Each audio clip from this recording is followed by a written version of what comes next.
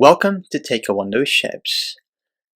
Now, today is a very special episode. I am going to be looking back at my talk with Jeannette Ceja, Danny Guerrero, and Karen Kuhl, and it's in association with Travel Unity. I did a talk with them back in October last year about Hispanic Month and why it was important to have Hispanic voices within the travel industry. So let's not waste any more time and let's get to it right now. Great to have Jeannette, Karen, and Danny with us. So how are you guys? Great. Doing well, thank you. Good to see you all. We'll start off with the first question in terms of what does Hispanic Month mean to you guys? So Karen, I'll start with you. What does it mean to you?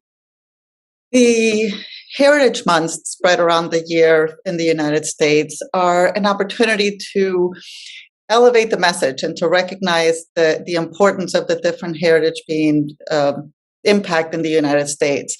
I think each Heritage Month says it should be 360 days, as Hispanics say, because it's not, we don't celebrate our culture only there in that 1 month. But it is a way to focus the message and to get different organizations to stop, pause, and acknowledge the culture and the impact that it has had on our communities.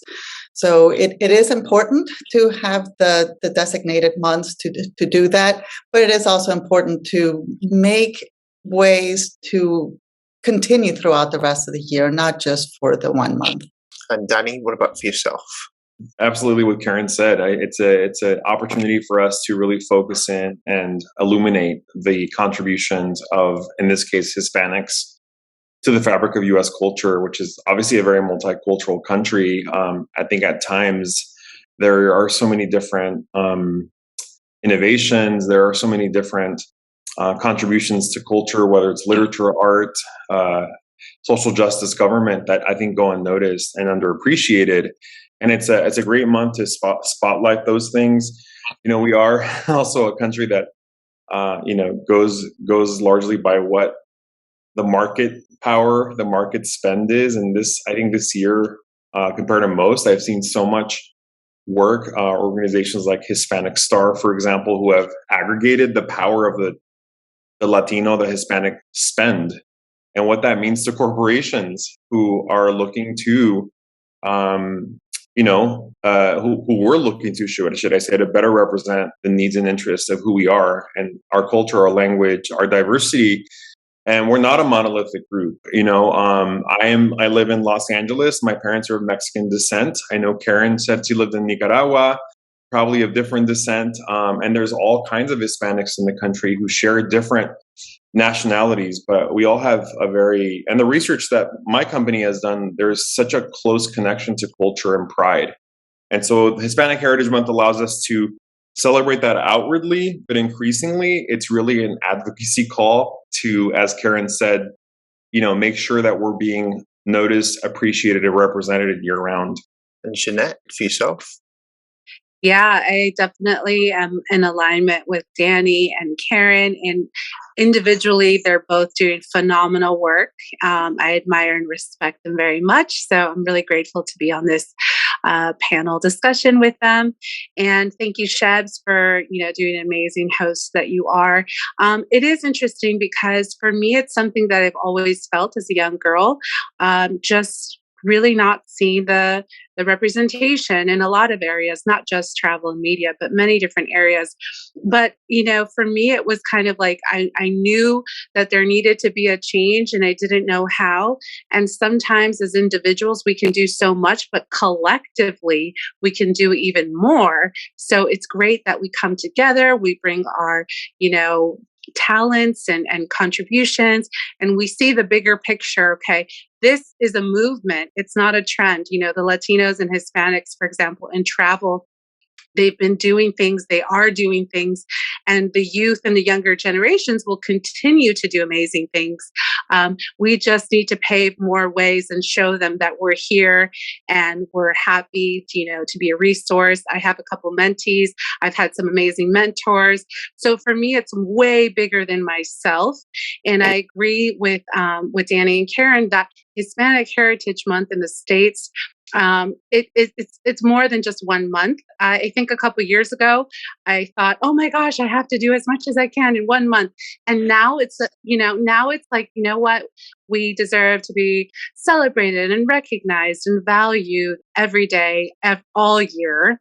So I'm actually glad that we're doing this today, because we're going to continue these conversations and these important topics year round. So it's a great time, and it's a good time for the whole world to know outside of the U.S. About the importance of Hispanic and Latinos. The month itself, as you said, you want to celebrate it outside, continue your presence. I guess the month from 15th of September to October 15th is highlighted, obviously, because it's great work that you guys have been doing throughout the year. I want to ask you, because this is something that I have noticed over time with, I guess, because you mentioned it, Karen, you don't want it to be seen as a movement. So how do you stay present in people's minds when it comes to opportunities, I guess? So, Karen, if you answer that question first. Well, I'll answer it from the professional perspective. I represent the county in the Finger Lakes region of New York State. So we are a destination marketing office. So we have integrated a lot of messaging for the Hispanic market, and we try to do it year round. It's not something that we are only highlighting and only elevating that message during the Hispanic Heritage Month. We do extra spotlights during that month. Hispanic restaurants and businesses, they get an extra spotlight during that month in recognition of that celebration. But we have made a significant impact to make sure that the messaging goes on year round. And we do, photo shoots with some of our Latin residents, and we do outreach for the markets that work specifically for them, that they're looking for. Like a lot of the research that Danny reported on, we cater towards families, and fishing is a great outlet for the product that we have. So that's one of the efforts that we try to make sure it is a year-round effort, not something that we're only going to do for that month. And Jeannette? I do it every day. I mean, I see myself, just like I said, from my own experience, my own perspective, but as a woman, as a Latina, but I see myself much more than that. I mean, I don't know. I want to do so much more for, on other communities as well. And I just want to learn from other communities as much as I want them to learn from me and from others. I think it's a collective experience that we can all learn from each other, because I don't know everything about everyone, and I'm here to learn. And I think that's why I'm so passionate about travel, because it's like an open live book where we can learn from each other.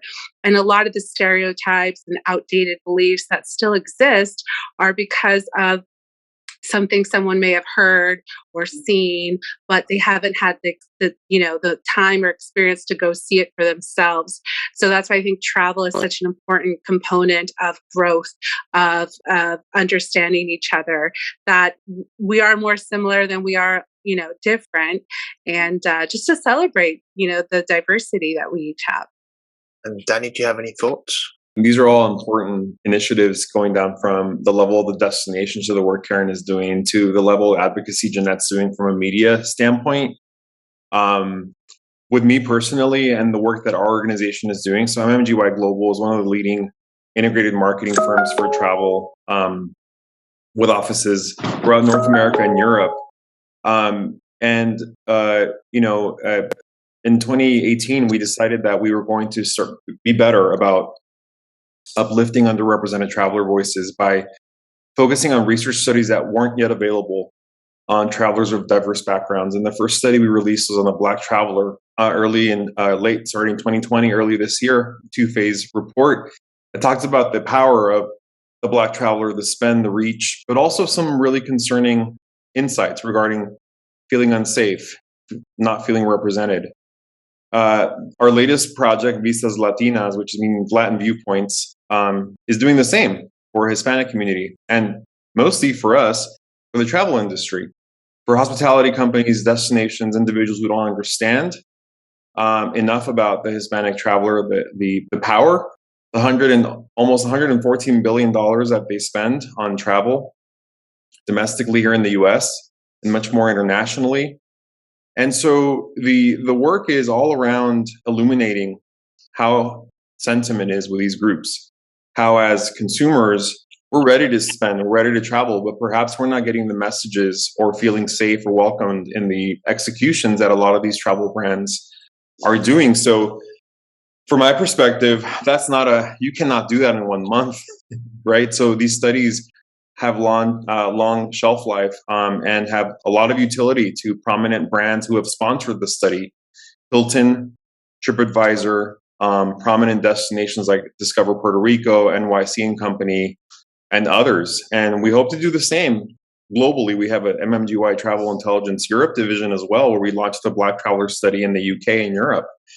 Because in the UK, we saw a lot of the same concerns from Black travelers. So holistically, this is about Hispanics, but it's really about underrepresented travelers. And I think in aggregate, being more equitable about how the travel industry caters to everybody. I want to take it back and ask you about your journey. I think it's important for people to realize how you got to this stage. What was your journey like when you first broke into the travel sector, and any challenges I'm sure those challenges, but what were the challenges that you faced? I'll start with you, Jeannette, first. Oh, wow. Okay. I guess broken the industry, I guess it goes back to my childhood, being about 8 or 9 years old, watching both English and Spanish channels, living in a household where both languages, Spanish and English, were spoken, and then going to school, immersing in only English classes. So it was interesting growing up in that dual world of English and Spanish and my Mexican American culture. And so I realized, even when I was watching the Spanish shows, like on Univision, I think Sofia Vergara, a lot of people forget, she had a travel show on Univision, I believe, with some other guy. Nobody was looking at him because Sofia Vergara is just so gorgeous. You know what I mean? And so I would look at her like, wow, she's showing me the world. But she was in a bikini. She was like this. So even as a young girl, I was like, but I don't look like that.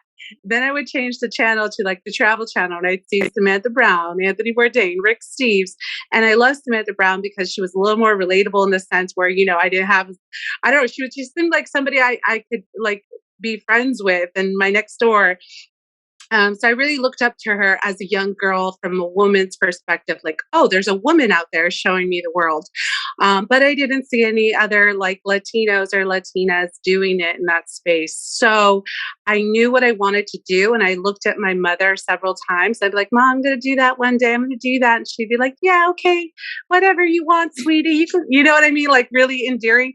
But in my heart of all hearts, I knew I was going to do this since a young girl. I remember Jennifer Lopez was on the cover of Cosmo Girl. I was about 13, 14 years old. I hand wrote a note to the editor, mailed it to the P.O. box, and I just thanked them for putting Jennifer Lopez without any kind of expectation. I just wanted to thank them. That's how much it meant to me to see representation. And then months later, one of my best friends told me, she said, like, did you write to Cosmo Girl? And I was like, yeah, why? She goes, oh, because they published it in the little editor section, and you're the only Jeannette Ceja I know who's 14 years old who lives in Franklin, Tennessee. And I was like, wow. So from a very young age, I knew my voice mattered, and I knew that, it can make a difference. And so later I pursued a degree in broadcast journalism. I went to UCLA for the professional producing TV and film program with the intention to host and produce a show. One day I wanted to understand all aspects of it. And again, this is pre-social media, pre all that. So whenever someone's like, are you an influencer? No offense, but no, like that is not my goal in life. I really, really want to do something that makes an impact, leaves a really long-term legacy that future generations, for me, it's all about the present and the future generations. I have 3 young nieces. I want them to know that they can do whatever they want in whatever industry. Also, for the young boys out there, I love to see that other men are paving ways. For example, Danny, who's paving many ways and being a great voice, and Karen as a woman as well. So like I said, individually, we're doing so much, but collectively, we can do even more. And Danny, what about yourself then? Challenges you faced? How did you break into the industry yourself? But my story is kind of full circle, and the advocacy that I'm trying to do, I'm also trying to become a mentor for younger people of color, not only Latinos, and I've seen the power of having a voice and being on stage. I remember being in Cancun, accepting an award and stepping down, and this young woman comes up to me. I think she was from Venezuela, who was interning at the resort where we were staying. And she said to me, it's amazing to see somebody who looks like me on that stage accepting an award of that caliber. And I really would love to go to the US and build a career the way you have. And it gives me chills now because I was not expecting that. And so what I mean by full circle is I started this industry doing an internship program. An organization called Inroads came to my high school and said, we're looking for talented minority youth who are interested in business to come into this program where we'll place them in the internship for the 4 summers during their college career and help them build a professional career. I had, the time was the first of my family to go to a university and get a bachelor's degree, should I say, in business. And the internship was in the tourism organization. It was at San Diego Tourism Authority, where I had a chance to learn about meetings and conventions and large hotel blocks and the mechanics of tourism and destination marketing, and launched my career. When I graduated college, I had the equivalent of a year of experience. I had mentors who were looking after me. Nobody of color that I can remember. A couple people who helped me, but really, color to me at that point was not really something that I concerned myself or looking at myself at disadvantage, because I was so enriched with this experience, and my career grew. Did I face discrimination at times? Was I often confused for the valet park guy at conferences, when I'm there to speak or show up for a business meeting? Yes. People give me their dishes sometimes or ask me to get their cars. Yes, that happened a lot, and so did I feel great about it? No, but I understood when I looked around me that there were not many people that looked like me, and still to this day. I grew my career in travel, and about 4 or 5 years ago, I realized that I actually was having a voice of my own. And what was I going to do with that voice, right? Keep my head down and do my work, or use it as a platform to advocate for, I think, the change and the progress that needs to be made. So I focus on that. I focus on the positives. There's people who have it much worse than I do. And when you look at the pandemic effects on Black and brown and underrepresented communities and women in the workforce, when you look at people who have lost their livelihoods, my whole point is you have to create role models like Jeannette, like Karen, to go out there and show young people that anything is possible. And so I really credit this industry and tourism for giving me the platform and the opportunity even to this day. I don't have a chip on my shoulder about those things. Certainly, I don't have it as bad as many people who have been through much more. Karen, what about your journey? Tell us a little bit about yours. Well, let me start with, I'm always so inspired. I've met Jeannette several times, and her story always inspires me. And Danny, it adds a lot of pride to me to hear both of your journeys. I was Nicaraguan born. I was Nicaraguan until I was 8 years old. My parents at the time they still have a Eco Lodge resort. So my love for travel started watching my parents communicate with the visitors and seeing how travel can transform people, automatically give this peace and relaxation, and they allow themselves to leave the burdens of their lives behind them for a little bit and just enjoy the family and the environment. That's when I fell in love with travel, and I knew I'd be in the travel industry. We immigrated to the U.S. when I was 8, and from then until I was much more mature, I disassociated with being Latin. It was hard. Me and my family encountered a lot of discrimination and troubled times. So I grew up and I left my Spanish behind. I said, I don't want to be in this position. It was hard times. But it took a lot of maturity to realize that this is something that I am proud of. It is a path that belongs to me, and it is my culture. And once I made that which I'm always constantly looking for an opportunity to, as Jeannette and Danny both said, to uplift other individuals. I look out, especially for the younger community who might be feeling that, so that I hopefully could give them a little step forward. I am now located in the tourism industry in central New York in the county of Cayuga County, where we're the home of Harriet Tubman, which is a powerful Black woman who left a legacy of fighting for equality. So I am extremely proud to be here because I am able to continue this. And we actually are a very data-based organization. We purchased the Black Traveler Research, the MMY did, and it's been a wonderful resource. I mean, it brought a lot of great information in order for us to focus, and it elevates all culture. It elevates all communities that we need to reach out to. And so we're through that messaging, and I'm extremely proud to be where I am because it's not an easy road to follow to elevate this message, but I work for a board that is very supportive. And to me, that means a lot because it's not just my company and I decided to go on this route. I have the full support of a board that says, yes, this is a path we want to follow. So it's a continuous challenge because you want to keep travel happy, and the message is always happy, it's always uplifting, but it is for everybody. So that's my life. All three of you is inspiring stories, and it's great to hear that there's people out there that if you've got a dream in life, you should definitely go for it.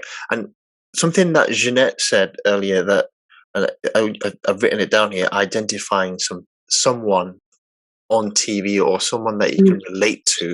I can definitely answer. Well, when I was growing up, I'm from a South Asian background, and there was not one single representation within the travel sector. Still isn't actually from my sort of heritage, which is Bangladesh. There's not one. I can't think of any, and I totally get what you're saying, that if you see it, you think, oh, maybe I can be like that person. And I think it's really important. So it comes to my question about community. So when you go into communities and when you speak to people, what's it like?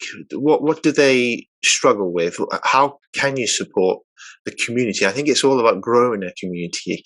So what's it like for you guys when you go in? So I'll start with Karen with this one first. In the community that I'm at right now, the Hispanic population is not that great. So it's almost like you need to seek it out to support it. And it is a representation. It is supporting them not only in their voice, but in their business, and getting some more messaging so that more people can be aware of the businesses there and get more movement. Because the more it is acknowledged, then more people will be willing to go into the business because they know it's available. My daughter, she is a big advocate, so I'd love to hand that down to the next generation. And I see her seeking out friendships that she can associate as being a proud Latin woman herself. So it's having open eyes and looking for different individuals and trying to elevate that message. As I mentioned, through our various marketing campaigns, we try to get local Latin families to participate with us, to do photo shoots, and to tell their story and to take their message to their hometowns, to their relatives where they are. One of them has a lot of family over in the Bronx, so we can bring them up here and grow the community as it is, and give them more opportunities to go into business so we can have more of them to highlight. Jeannette, I know I've known you for over a year now, potentially 18 months. Yeah. We've spoken about you speaking in schools, talking to kids and stuff. Yeah. What do they tell you when it comes to, I guess, struggles or potentially having a low self-esteem of themselves? I think it's important. Like, one thing I used to do red carpets in Los Angeles too when I was doing producing school. I worked in sports, etc. But I always had the travel. I never let go of the big travel dream. For me, in high school and in college, I had people who saw my heart and my purpose, and they already knew. And I knew what my purpose, my heart was, but I didn't believe in myself. And I think that's a common thing that a lot of people experience, especially the youth. Maybe it's you got to develop that self-belief and self-love and the mindset. What are your beliefs about yourself? Do you think you can? So the common thing that a lot of successful people, my mentors, they always say they believed in themselves, and that takes consistent work.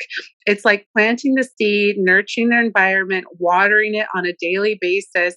We are like the same thing. And now where I am at 35 years old, my mindset, my self-love, my self-belief in myself is so like through the roof. But that's because I had to really, really dig deep, do shadow work, look at my own limited beliefs. Why was I playing small for so long? Why was I afraid to be seen? Why was I afraid to be heard? Why was I afraid of all this stuff? And for me, in my personal experience, it was fear of success. I had failed many times, but I believed in my purpose, so I kept going. But when I was successful and when I was being seen and heard, I felt uncomfortable. Why? Because I didn't feel worthy. So it's like really, really deep.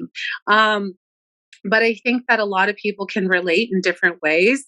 So I think no matter what industry, no matter what you want to do, whether you see someone doing it or not, it comes down to the relationship with yourself, and you have to believe in yourself.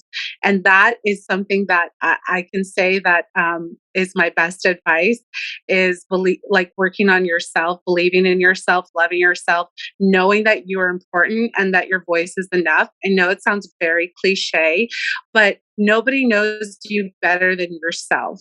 Right. So, working on yourself. And this is what I tell a lot of the students and mentees, is that they can do it, they have to know what they want. They have to be very clear, consistent, put in the hard work. Yes, skill set, but also mindset work, right? What is it that they believe, and who do you hang out with? What are you watching on TV? What podcasts are you listening to? Who are the friends you're surrounding yourself with? What events are you going to? Summits. Is it uplifting you? Are you around people who are balcony people who want you to, strive higher? Or are you around with basement people who want you to play small and who make you, I don't know, not believe in yourself? So it's all important, and that's what I tell them. And the reason why I'm here today too is because there's so many people who believed in me even when I'm in my and I think that's what it's important, especially as leaders, as thought leaders like Karen and Danny and myself, and as future mentors, possibly, is to really see people and inspire them, empower them, and show them that they can. Right, Danny, for yourself, what's the message that you get when you speak to communities? Yeah, so I mean, it's funny because I have a large extended family here in Southern California where I still live, and a lot of my cousins and a lot of people who are close to me, still have very much are in situations that are not ideal, or could be construed as people still looking to make a living and get ahead, right? So my influence is very immediate with my own family, who I was lucky enough to have mentorship and a support system around me, and that's what I feel like they see in the efforts that I represent, and even the travels that I've made in my career. When people see that I was in Papua New Guinea, or in the desert of Chile, or wherever it is, it's like, whoa, you can actually, that's possible. Like, I could do that. And that was the first experience I ever had with being somebody who my family looked up to, was just saying like, wow, how do you do that? Like, how is that possible? Like, I'm afraid to leave the house, or I'm afraid to leave my area, or I wouldn't even know where to start to get to South America or to Europe or wherever it is. And I think that from a travel perspective, I've heard a lot of podcasts, and before the launch of our Vistas Latinas research, I was trying to get a lot of insights from other Latinos and Hispanics on what the barriers were with Latins traveling, right? So why do we stay to the regions that we're used to, or why aren't we going to far-flung destinations? Some of us are. I mean, Jeannette's all over the world. I like to travel as well, but for the most part, some Hispanics still feel like that's not possible for them, right? And so part of the research was trying to figure out, why is that the case, right? So a lot of like not knowing about how to use online travel agencies, or how to book online directly, or how the connections work, this fear of the unknown. And so when I go to community now, I'm loving that all these groups are popping up. The Latinx Travel Club, and there's Latino travelers on Instagram. And I was just seeing a post yesterday about some of the discrimination. And so for me, community is making sure that we're touching all facets, that the people who, as Jeannette said, are just looking to get ahead in life and figure out their path of empowerment as a working professional, regardless of travel, to people in travel who are saying, you know what? Why aren't we out there more? Why aren't we being represented in campaigns and in travel brand efforts and advocates? And so I'm loving the engagement on all levels. I'm loving engaging with people who are Hispanic themselves in travel brands and marketing, who are saying, you know what, there's something to be said there. The fact that, for example, in this country, and I've been very vocal on LinkedIn, we have 62 million Hispanics in the country, but the number of executives in the destination marketing industry who claim to represent the interests of local communities, you can count on one hand how many actual C-suite leaders in these major destinations exist of Hispanic descent. So community is starting to connect the dots for people and say, look, if I knew there was somebody like me here, I probably could have a role model, a mentor, a path to this journey for myself, for a better future for my family. So it works in many different ways, but I feel like the work that we're doing collectively, many people, especially people who aren't on this podcast today, I think it's going to move the needle. I really do. In terms of improvements, what can be done to improve the way things, I guess, from what you see right now, what could be done to make it better for the next generation? I will start with you, Danny. Yeah, I think it's for me, it's getting underrepresented travelers to just be travelers who matter to travel brands, getting insights and research out, which we're doing now. And it takes a lot more than just one company doing it. I want all my competitors to be doing this. Don't tell my boss I said that. I want there to be more research on the different facets. We cannot, and Jeannette knows this because Jeannette's a key part of this research study in Travel Unity, the organization she's with. We cannot get to every possible issue or data set or consideration. Researching during a pandemic also was unfair, right, to our market. Why? Well, we know that the pandemic disproportionately affected Black and Brown communities. We know that when we look at the top concerns for Hispanic travelers, it was around COVID safety, right? Losing their job because of COVID or not being able to afford travel. So while this research is great, I'm a little frustrated that this couldn't be a normal travel year to really show and bring up the challenges and the true opportunity in the market size of Latinos. So research is important. Application of the research. I have a lot of people who buy the research because they think it's the right thing to do, and then you never see any action from it, right? So how are you actually shifting your strategies? Or they'll say, well, they're not traveling. Look, it's not an opportunity market for us. We only have so many dollars. That's a total cop-out, right? Because why are they not traveling? Because they're not seeing themselves. It's a vicious cycle of you're not prioritizing this market, so you're not ever going to connect with the traveler, and they're never going to come to you. You keep that vicious cycle going, we're not going to get anywhere. So marketers and travel brands need to do better about applying and using the multiple channels at their disposal, not just paid advertising, but everything, right? Influencer content, public relations, to really start reflecting the diversity. And then, as I mentioned previously, getting more leadership, having boards and C-suite positions reflect the diversity of this country, including Hispanics at the top levels who have the experiences we have to say, this is my journey, or have we considered this perspective? You need more women, more people of color, more Hispanics. And so I think those three things need to work in concert consistently. I'm sure my co-panelists have other thoughts. Well, Jeannette, what about yourself? What's your thoughts? Well, here's the thing. I agree with Danny. And like I said, he's doing amazing work. And I'm so happy and proud to know him and to see him, just pave more ways for future generations. For me, I don't think we have to prove ourselves because I think we are already worthy. We have so much value and talent. I think it's just the awareness of what's already out there. For example, this year, yes, we have been in pandemic, but recently, a lot of Latinos and Hispanics have been doing their own events, like the Latin Travel Club. I was just in Miami and I moderated two of their panels. They had tech, media, um, travel and startup investing, and it was phenomenal. Like the speakers and the attendees from all multiple ages and diversity, Latinos and not Latinos, just everybody. It was amazing, and I learned a lot from them as well. Also, this year was the first Latinas in Aviation Global Festival, which was an event that the founder of Latinas in Aviation, she's a pilot. She's written 26 books. She's an entrepreneur. Her name is Jacqueline.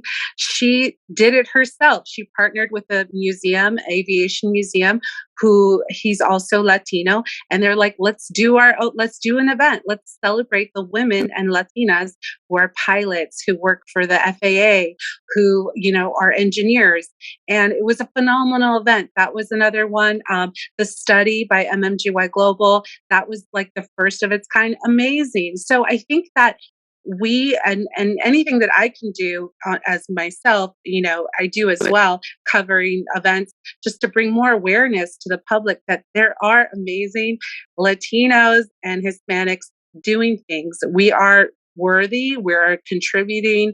We like to travel. We're in phenomenal career positions. Like these women pilots are from commercial airlines to private jets to air traffic controllers, amazing.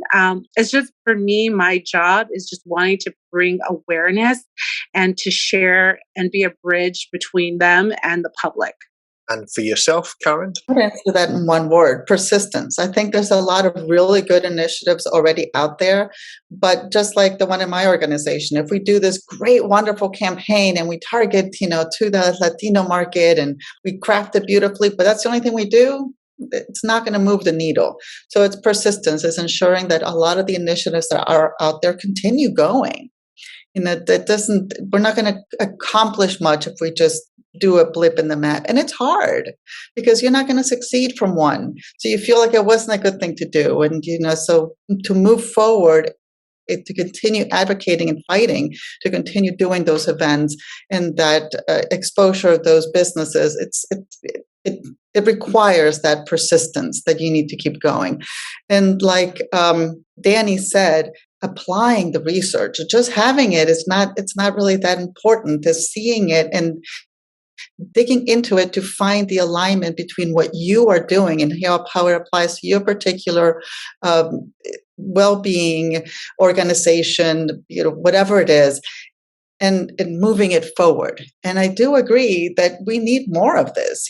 We need more research, not only from major research organizations, but from the businesses themselves, because you need to understand how your customers are reacting to what you're sending out there and how you can continue progressing forward in those initiatives.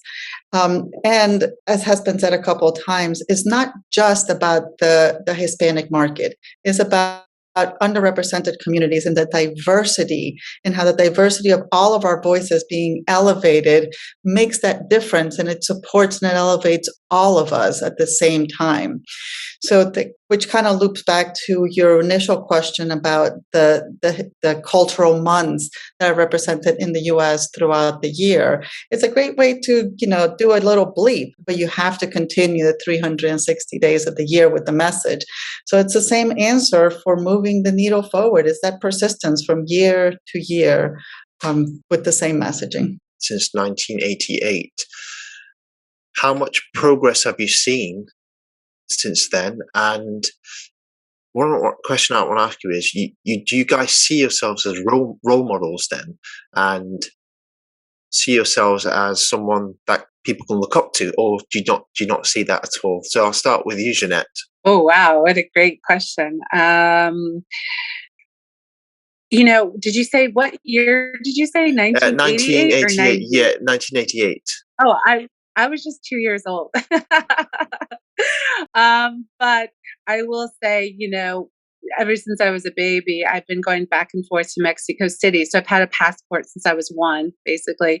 So I've been traveling, since I was a young girl, going back and forth to visit relatives in Mexico. Um, I don't know. I see a lot of progress in the past couple of years, as far as the diversity, inclusion, equity movement. I will say I met Ronnie back in 2017, 2018 in New York. And I've been, I heard what he was talking about, travel unity. I was like, oh, I want to be a part of this. I saw his heart and I saw his purpose, and I was like, I want to help you in whatever way I can. And so I got involved. And with Ronnie, I've always told him, hey, let's include the Latino Hispanics. Hey, so he's always been absolutely, So he did one at New York Travel Festival. We did some in New York. Travel Summit a year or two ago. So I really like what he's been doing, for example, Travel Unity. I think what across the board, I'm seeing so much more progress in the past year or two with, this diversity, inclusion, and equity movement. I think it's much more proactive now. And I think that a lot of people are realizing this is not a trend. This is here to stay. Everything from advocating and being more inclusive to Hispanic, Latinos, to other underrepresented communities as well. Also to travelers with disabilities, with physical disabilities, LGBTQ travelers. I mean, just everyone, making sure that everyone in whatever form that we can do what we can to make them feel included, heard, appreciated. And for me, like I said before, it's about learning from each other, because I don't know everything about everyone, and I'm here to learn. I'm a student, and I think that's the progress I'm seeing across the board. So I'm also an optimist, and I was an actual cheerleader in high school. So I will always find the silver lining, as annoying as that may be. I just think of things in the optimistic way. Karen, what's your thoughts? I would wholeheartedly agree with Jeannette. But I was graduating high school, so I have seen change. But I think a lot of it is also my point of view and where I am in my life, how I interpret the things going on around me. Because I see a lot more movements. I see lots of more opportunities for your voice to be heard than I ever felt I had before.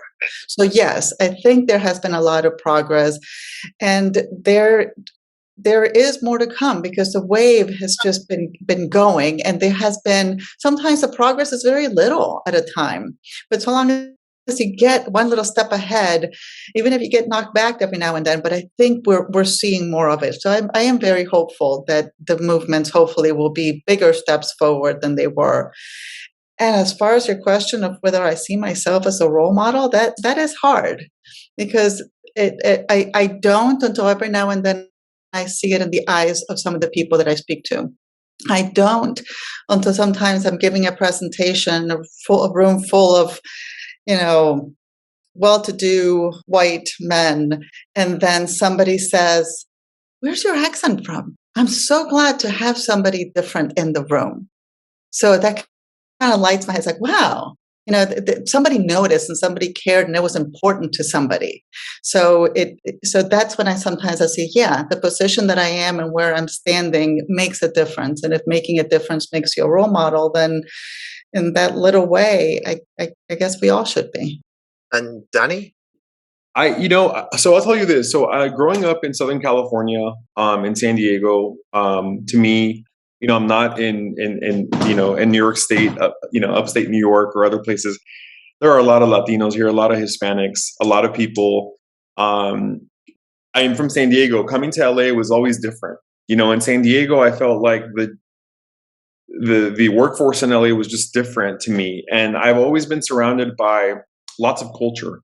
My mom was a Chicana activist in San Diego in the 70s. She has a mural in Chicano Park. She spoke about, in their early years about equity in education and access to education and a better future, and the fact that schools back then were being looked at prisons. So you have to say there has been absolute progress from the 80s, I would say, to now in terms of representation and empowerment of individuals, the fact that, we can have voices and be heard. I have also been traveling around the country since the pandemic has started to abate, and have for the first time been in front of groups of all white audiences or mostly white audience or half black audiences, and they react to me, and it's great to see that I'm just a professional with a point of view who they respect. And sometimes leaving my bubble of Southern California, I feel like, oh, is this going to land well, right? Am I going to connect? Am I different than other people? And no. So I feel like there has been progress. Do I feel like there's equity yet? No. For every facet of our industry, you look at being in LA, a lot of entertainment here, there's still, you look at representation in film, in media, in the travel industry, I'll say it again, in C-suite. But that's just my perspective, right? So I think there's more progress to make. But I'm happy that there is at least that month where people feel like we can really be activists and advocates and say what we want to say, and not just having come out of left field. Mentor. I grew up in a heavily mentored situation, and I always had this idea of paying it forward and giving back. To me, there's been so many people in my life who have helped me to get to where I am, and I would not be here without them. So to me, it was not a matter of ego, or let's say feeling like I have something better than the next person to say. It's a matter of responsibility. And I get reminded of this when it's stories about the young lady in Mexico and other people who are not Latino who come up to me and say, wow, I really appreciate what you're doing. Lately, most of my talks have been on the Black Traveler Study. And most of the people who have come up to me have been Black women, Black men, young Black professionals who say, I'm working with my board of directors. I really think this is important, but politically it's sensitive because of, we have, civil war heritage here, and they might be, and there's this whole political thing that I won't get into, but, they look to me for advice, and I love it, and I love that I can be there for that person. It's a one-to-one thing. It's not a matter of being this industry figure or whatever. It's about these one-on-one conversations.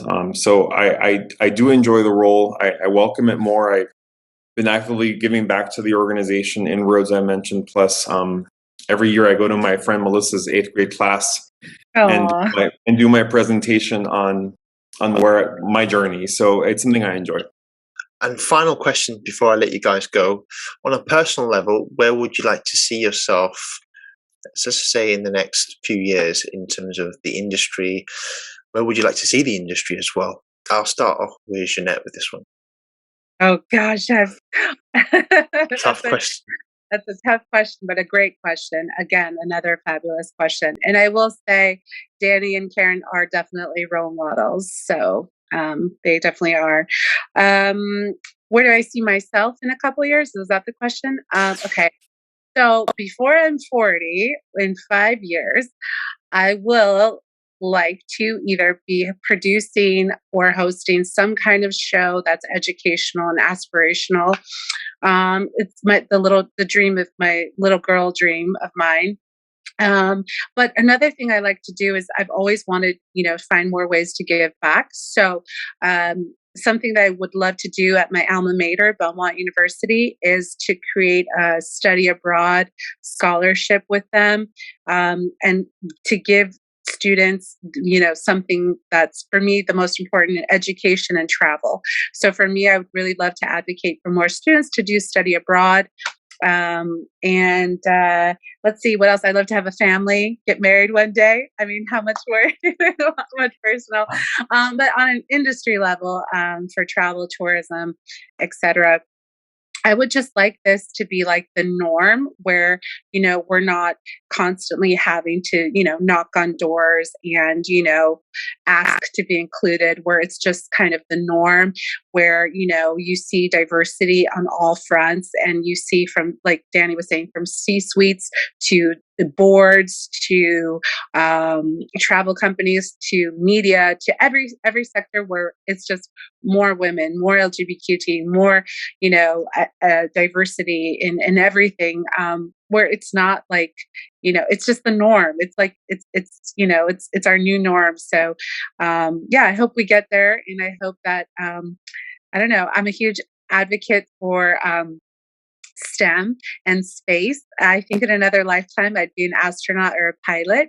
So I might go back to some flight lessons. These Latina pilots really inspired me as well. So you never know. Maybe I'll go, for my private pilot license. And Karen, what about yourself? What sort of aspirations and achievement do you want to achieve in the next few years? I'm actually extremely happy for myself exactly where I am. I think I am exactly where I need to be for the next 5 years or so. What I want to see is the people around me more represented. I want to see more businesses from underrepresented groups. I want to see more visitors from underrepresented groups. I want to see more tourism product directed towards underrepresented groups. So I want the environment around me to elevate and to address a lot of the diversity needs. But as far as myself, I'm going to tell you, I am very happy where I'm at, because I am in a position where I can help, and that's an important position for me.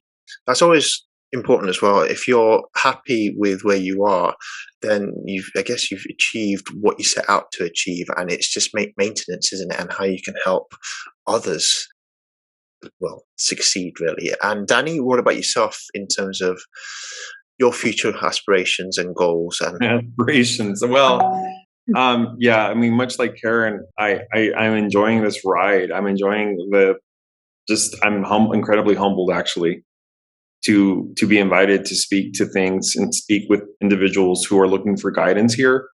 And I think that most of the invitations and most of the interest is coming from a good place. I am a marketer. I have clients. I work for an agency that does active marketing, and we have conversations about how to apply these things. There is a lot of work to be done. There is a general still discomfort with some of these topics, some of these realities, and some of these ways to mobilize this work. There are still many situations in which I give a presentation and there is absolutely no questions from the audience, and it's tense and it's nervous, and the audience is homogenous. There's still many conferences I go to, even recently, where it's, again, I count on a couple of hands, the leadership who is of color. Quickly, the industry is moving forward towards recovery from the pandemic. Focus on the bottom line, focusing on opening borders, focusing on workforce issues, which also have a lot to do with this topic. And I fear that that this will lose priority, not significance or importance, but priority within the clients that we work with, and not to mention specifically MMGY. I'm just saying the industry. So my goal, aspiration, is to keep the foot on the gas pedal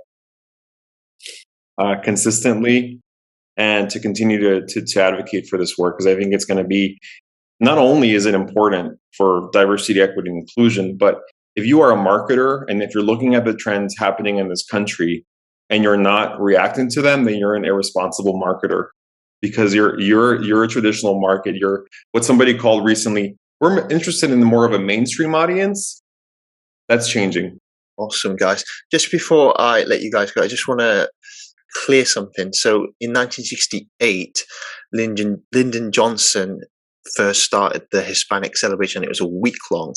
Ronald Reagan in 1988 made it into a month. So I just want to make sure I got that clear. So when I said 1988, that's what I meant. Wow, Reagan, I'm impressed. Okay. It's been amazing having you guys on this chat. I've learned a lot. I hope you have enjoyed talking to me as well. Listen to one another as well. And Yeah, final words for you guys. So, Karen? Final words, I guess. I will go back to my idol, Harriet Tubman. I absolutely adore that woman and everything she accomplished and everything she stood for, and the fact that her legacy is still so strong. And I think she represents all the underrepresented communities. So that's who that's who elevates my message. So those are my lasting words. And your final words, Danny? So, activist named Dolores Huerta in the 70s when she was helping Cesar Chavez through his protest, coined a term called "Si se puede," yes, we can. And I think that's the spirit, right? We can all do it, and not just for this group, but for all underrepresented travelers and for making travel a more equitable industry. And thank you for having us, also for providing this platform of conversation and just focus on the topic. I hope that we can do a lot more of these, with different groups from different backgrounds. And final words to you, Jeannette. Oh my goodness. Final words. Just, keep believing in yourself. This goes to everyone as an individual, and whatever it is that you want to do. Even if you don't see it, you can be it. So like Gandhi said, be the change you want to see. So that speaks for you too, Shabs. Be the one if you don't see it, you're doing great work too. So thank you, Shabs and Karen and Danny, for just having this time to connect. And I'm really grateful and I admire all of you. So thank you. Thanks to all three of you, and thanks to Travel Unity for giving me this opportunity to speak to you in this room. So thank you very much, and I'll speak to you guys very soon. Thank you. Thanks, Chuck. That's it for Take a Window Shebs. Hope to see you all very soon. Until next time, bye for now.